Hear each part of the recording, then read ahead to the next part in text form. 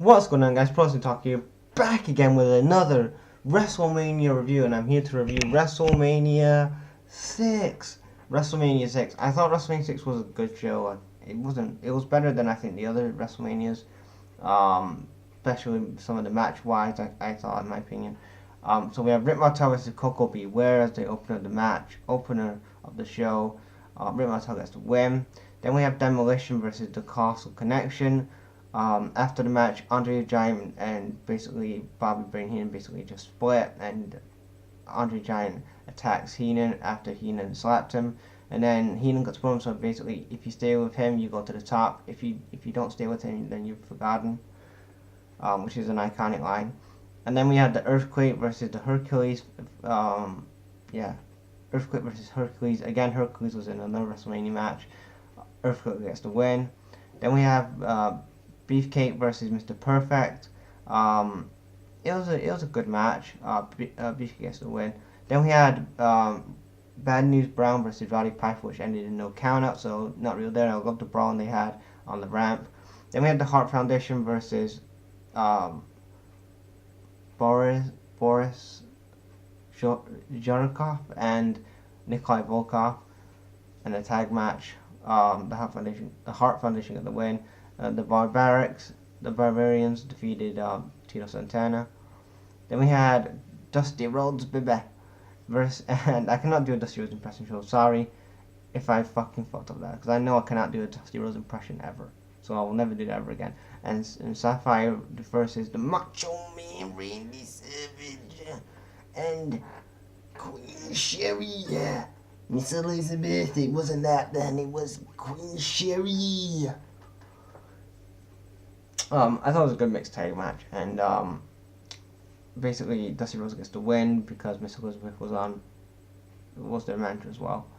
This was the whole time when Macho Man and Elizabeth split the storyline, man. Dig it.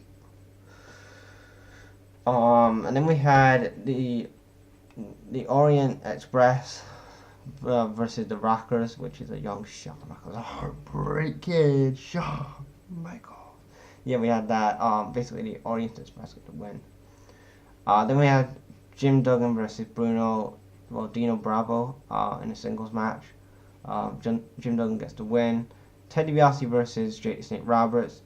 Ted DiBiase got a great promo on Jake the Snake Roberts before the match, and that was for the $1 Million Championship. And you know what, Jake the Snake Roberts, I gotta say this real quick. Jake the Snake Roberts was one of the greatest characters of all time. Like, I know I started watching wrestling, I told you guys in '99, but like watching his stuff from like the '80s and just seeing how a guy that didn't win a championship in WWE, he was never IC champion, he was never WWE champion, which he should have been a few times.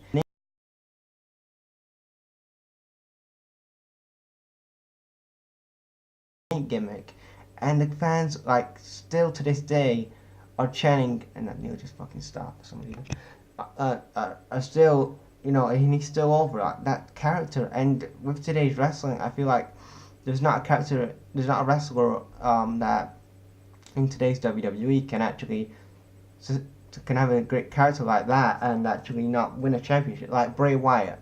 Bray Wyatt was the example of, he had like a similar character to what Jake Roberts had. Oh, my nose is itchy.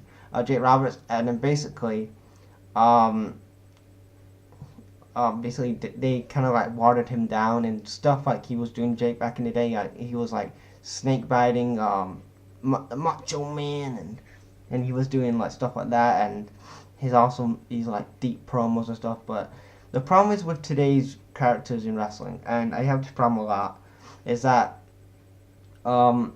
they all just sound the same. They all just sound generic. They all just saying they don't go off script, and I know that it's hard for them to go off script because they've got restrictions with Vince and stuff. But some of them, especially like the higher ups, have to like say like the Daniel Bryan stuff. Like, I know they get some freedom sometimes, but some of the other guys just basically just say the same old stuff. Their haircuts the same, they dress the same. Like, but these characters, I know that the '80s wrestling was fucking goofy, and it was meant to fucking for shits and giggles. But at least you had some established characters, and you had some fucking fun. Like, wrestling is fun. Why are we all about the fucking wrestling? and not about character development and, you know, seeing if this guy or that guy gets over. Like, why? Anyway, sorry about that rant, but I just wanted to talk about that. Anyway, then we had the Big Boss Man versus Ikiem, I think that's his name. Bossman gets the win. And then we had Rick Rude versus Jimmy Snuka. Rick Rude gets the win. And then the main event, it was the Intercontinental Championship. It was the Ultimate Warrior defending his IC title versus Hogan defending his WWF Championship. And then a unification match. And this was this was a good match for a big guy match, right? Especially Hogan and Warrior standards. It was a good match for them. I'll say one of the best matches. It's better than the match they had at fucking WCW. Hell in Heaven 1998. Like that fucking, Hogan. Like Hogan does not want to lose. He always wants to get his win back. I tell you right now, Hogan does not like losing. I'll tell you, this is Hogan, right? Hogan wanted his win back, and he got it, brother. Oh brother, oh brother. When they was a lot older, and basically nobody cared about that 80s wrestling anymore. So basically, that's what happened, and that fucking botched fireball happened. Anyway, Warrior gets the win with the Warrior Splash, and that's how WrestleMania ends. Warrior and Hogan have an embrace, and that's it. Overall, say WrestleMania 6 was a good show. I won't say it was a bad show, but some of the things I liked on there, like they had some good matches. But so overall, guys, what do you guys think of the show? Leave your thoughts in the comments. I'll check you guys later. Peace.